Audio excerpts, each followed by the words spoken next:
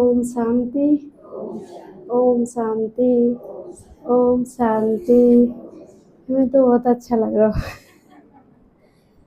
किस लिए लग रहा अच्छा कि देखो कितना अच्छा परिवार बना बना के शिव बाबा ने दे दिया, आपने बनाए से भी ना इतना अच्छा बने।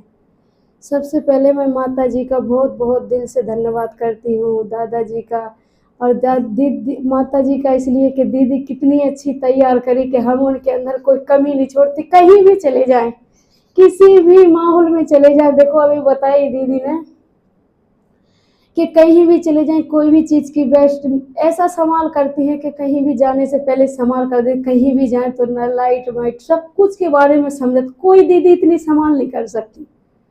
हम देखो मधुबन बाबा से मिल भी गए, पहले बाबा से मिल के आए थे, लेकिन हमने बोला नहीं था, हमको बोलना आता ही नहीं था। हम बाबा से हर बार यही संकल्प करते थे, बाबा हमें स्टेज पे बोलने का मौका ना दिए क्योंकि मुझे पता नहीं क्या सुनाए। फिर एक बार दीदी बाबा मिलन लेके गई, फिर एक बार और भट्टी में, फिर अब की बार भट्टी में गए थे। भट्टी में गए, वहाँ तो सबसे पहले वहाँ पहुँचे मधुबन। तो मधुबन में जाने के बाद तो पता है आपको कि कैसा लगता है, कैसे लगता है जैसे आप अपने घर में आए हैं।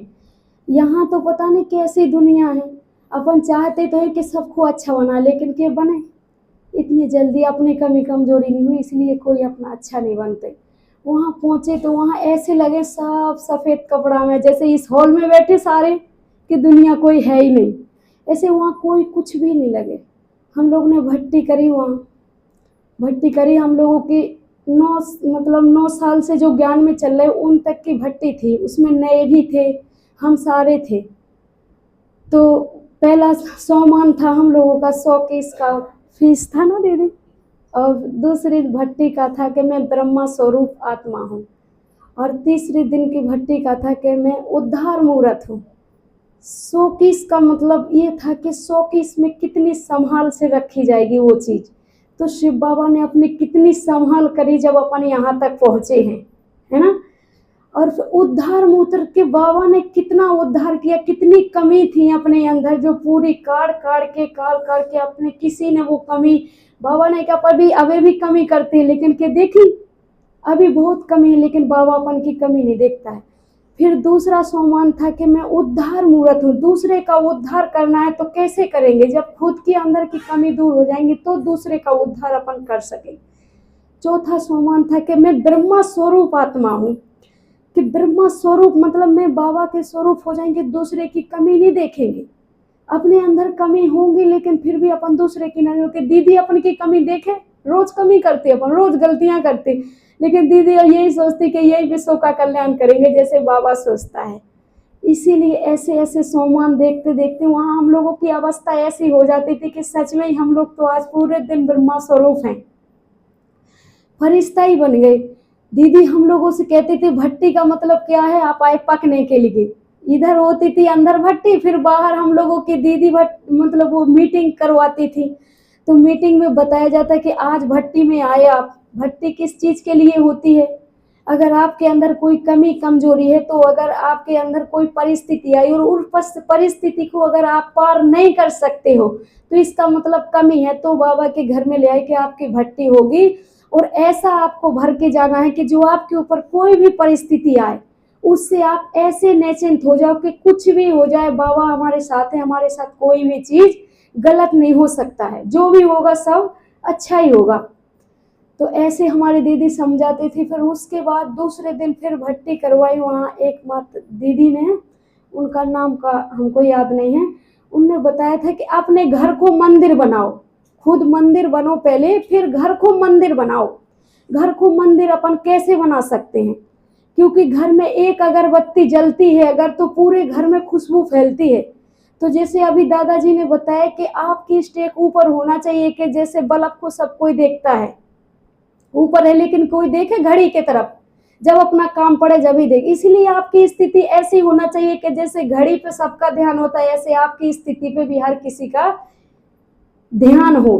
तो उनने बताया था कि आपकी स्थिति ऐसी होए कि आपका शरीर और आपका मन और आपके कर्म ऐसे होए कि आपका बार बार हर कोई देखे कि ये वास्तव में मंदिर लायक बनने लायक है। और उस मंदिर में जो मूर्ति रखती है वो आप चैतन्य देवी हो, और उस चैतन्य देवी के अगर गुण इतने अच्छे होंगे तो आपका घर मंदिर होगा। अगर उस घर रहने वाले अगर कमी कमजोरी आपकी देखते रहेंगे और आपके अंदर कोई बदलाव नहीं हुआ तो आप ना तो मंदिर लायक बने और ना मंदिर में रहने लायक बने। इसीलिए अपने अंदर बदलाव नहीं होता है। तीसरे दीदी ने बताया था वहां कि आप पुण्य करते हो, आज के समय में भी बहुत पुण्य करते हैं, लेकिन क्या करते हैं, दिखावा करते हैं। जैसे किसी ने प्याऊ लगवा दिया तो उसके ऊपर नाम लिखवा देते, फलाने जैन ने लगवाया है, ये करा है, लेकिन करने के बाद अपन ने दिखा दिया तो वो करने लायक नहीं हुआ। तो दादी ने बताए थे आप किसी भी दान को या किसी भी चीज को सफल करो तो इस हाथ से करो और इस हाथ को पता नहीं चलना चाहिए। अपने यहाँ क्या होता है, यही होता है, दादी दीदी जो भी सिखाती हैं कि हमारे तक धन नहीं आने दो, है ना, धन आप अपने आप भी सफल करो। तो ऐसे उनने हम लोगों को सिखाया कि आप किसी भी चीज से, क्योंकि किसी चीज से अपन मांगते हैं ना, किसी से कोई भी चीज, तो मांगने से मिलता नहीं है।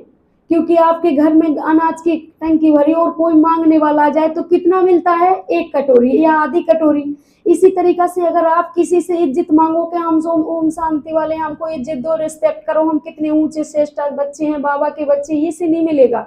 बाबा ने कहा कि अगर आप उस सोमान में रहोगे और उस स्थिति में रहोगे तो आपको सब कोई आपकी रिस्पेक्ट करेगा और आपके कर्मों पे सबसे ज्यादा विचार होता है। जब दीदी ने बताई कोई बीड़ी पीता है तो ध्यान तो सारा दुनिया का अपने ऊपर है, इसका मतलब कर्म पे भी और चलन पे भी। और बाबा ने कहा कि आप वो उद्धार मूर्त हो कि जो दूसरे का उद्धार करोगे, कहीं जाओगे तो उद्धार तो करोगे, वो मनसा वाचा कर्म ना किसी भी प्रकार से।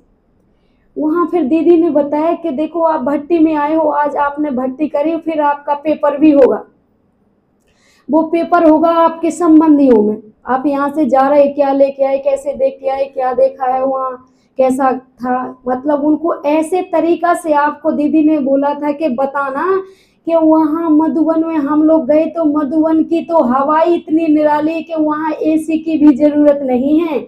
वहाँ के फूल भी ऐसे हैं कि आप लगाओगे तो भी आपके फूल सुगंध नहीं देंगे, क्योंकि वहाँ फरिश्तों की दुआएं होती हैं, फरिश्तों के कदम होते हैं, फरिश्तों की चाल होती। तो वहाँ के फूल कितने अच्छे होंगे और वहाँ का खाना कितना अच्छा होगा। जब अपने यहाँ अपन अभी 2 4 10 साल ज्ञान में हुए, जब इतना स्वादिष्ट बनता है, जिसने तन मन धन सब कुछ समर्पण कर दिया, उनके हाथों से कितना स्वादिष्ट भोजन बनता हो कि जिसके हाथों से भगवान स्वीकार करते हैं। अपने हाथों से भी करते लेकिन वहाँ भगवान भी वहाँ स्वीकार करते। तो दीदी ने कहा था कि वहाँ जाके ऐसा वर्णन कर देना कि आपके ऊपर भगवान का कोई भी कर्जा ना रहे।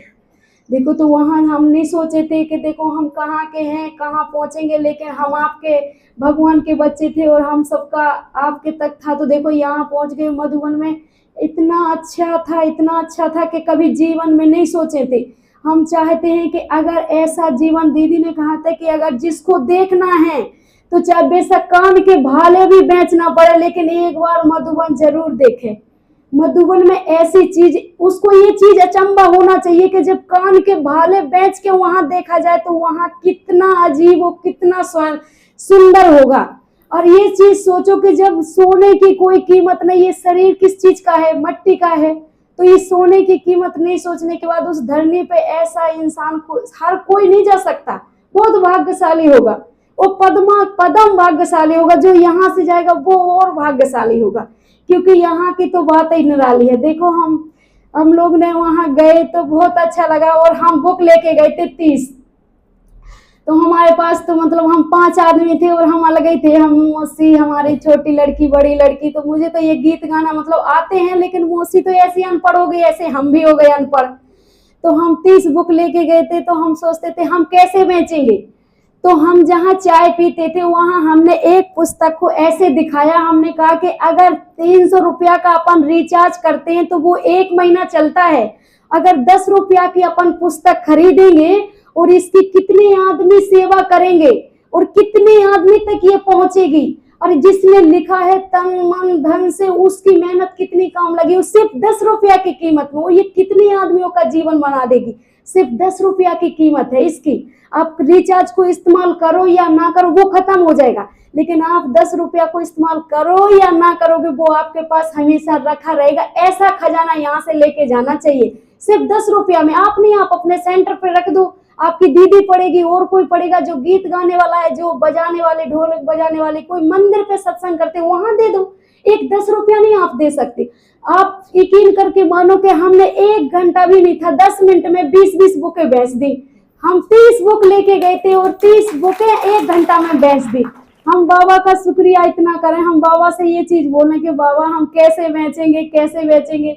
जहां भी जाएं तो हम लोग मतलब ट्रेन में भी गए, ट्रेन में नाचे, सब कुछ करें, लेकिन उनको हमारे गीत तो समझ में ना, वो तो जब पता नहीं कौन से देश के थे वे भाई बहन, लेकिन वे गीत ले लेके मतलब ये चीज उनको बताई कि एक 10 रुपया की कीमत से इसलिए आपको दे रहे कि देखो भगवान स्वयं की बादशाही दे रहे, वो एक 10 रुपया की कीमत है कि इसको जाके आप फेंक ना दो, इसलिए क्योंकि ये बहुत ध्यान से बनाई गई और इसलिए कि आपके जीवन परिवर्तन करने के लिए बनाई गई ये पुस्तक।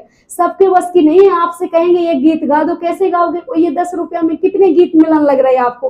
तो ऐसे पूरी पुस्तक बेच दी, फिर 10-5 और दीदी से ले ली और मांगते भी रहे भाई बहन, बहुत मांगते रहे। तो देखो बाबा का और दीदी का कितना थैंक्स है कि ये आज अगर आज एक बाचा से और एक कर्म से भी अगर दीदी का गीत मिलाएं तो हर शब्द में, हर कर्म में, हर विचार में कैसी माताएं दुखी हैं, कैसा धन लगा, हर चीज पे एक एक पे इस्तेमाल करें ना, हर चीज पे एक एक क्लास पे दीदी के हर गीत वो लगता है। हम लोगों तो ऐसे लगता है जैसे हमने पहले सुन रखे हो, हमको ये लगता ही नहीं कि हमने ये सीख रहे। तो ये सब कुछ देखो दीदी की कितनी क्लीन बुद्धि है और दादाजी की भी, कि कहाँ बनाई गई, कितने पहले बनाई गई और कहाँ काम आई।